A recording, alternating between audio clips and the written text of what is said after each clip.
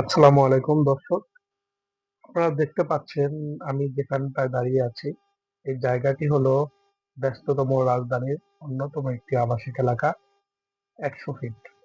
এখানে আমি ঘুরতে আসছি কিছু মানসিক প্রশান্তির জন্য। কারণ হলো আমরা যেহেতু গায়ে বড় হয়েছি, ওই পাথরের শহরে বেশিক্ষণ আমাদের আটকিয়ে থাকতে ভালো লাগে না। এই জন্য আমাদের ইচ্ছে করে যে প্রকৃতির পরিবেশে যেখানে যানজট মুক্ত সেখানে একটু ঘুরি। তারই ধারাবাহিকতা এখানে আছি।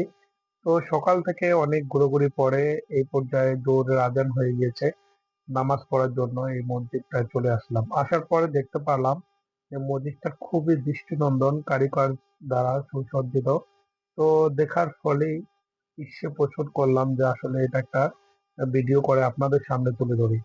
দেখতে পাচ্ছেন বাহির থেকে মসজিদটা দেখতে খুবই সুন্দর। তো দেখা যাক আজকে এই মসজিদে আমি নামাজ পড়বো। মসজিদের ভিতরে কি কি আছে, কি কি রয়েছে, কি কি সুবিধা অসুবিধা সবকিছু আপনাদের সাথে তুলে ধরবো। এই মুহূর্তে আমি চলে আসছি এই মসজিদটির ভিতরে। আসলে ভিতরে এসো খুবই অনুভূত হয়েছি। মাশাআল্লাহ, খুবই সুন্দর। এবং দর্শক দেখতে পাচ্ছেন মসজিদের ভিতরের থেকে যে বাহিরের দৃশ্যটা, এটা আসলে খুবই মনোমুগ্ধকর।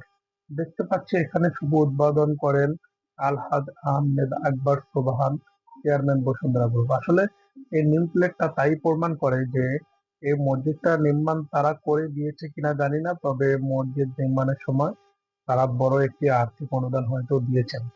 তার জন্যই এই নিউ প্লেটটা এখানে হলপ করে বড় করে লাগিয়ে দেওয়া হয়েছে। দেখতে পাচ্ছেন আমি মসজিদের মধ্যে চলে যাচ্ছি। এখন আমি হাঁটতেছি অজুখানার দিকে।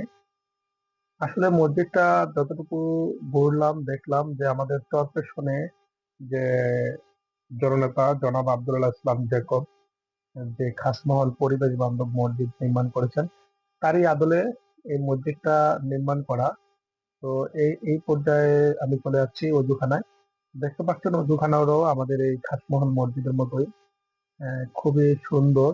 এবং এই পাশে যে জরুরত ছাড়ার জন্য যে বাথরুম, টয়লেট সবকিছুই আমাদের এই তাজমহল মসজিদের আদলে নির্মাণ করা। তো দেখতে পাচ্ছেন এখানে আমি অজু করার পরে দেখতে পাচ্ছি খুবই সুন্দর।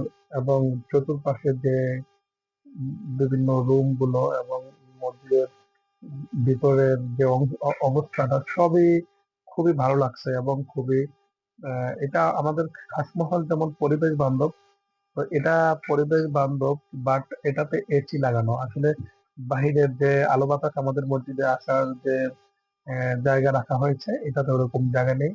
চতুর্পাশেই কাচ দ্বারা আবদ্ধ করা, যার জন্য এটাতে এসির ব্যবস্থা করা হয়েছে। খুবই সুন্দর একটি মসজিদ।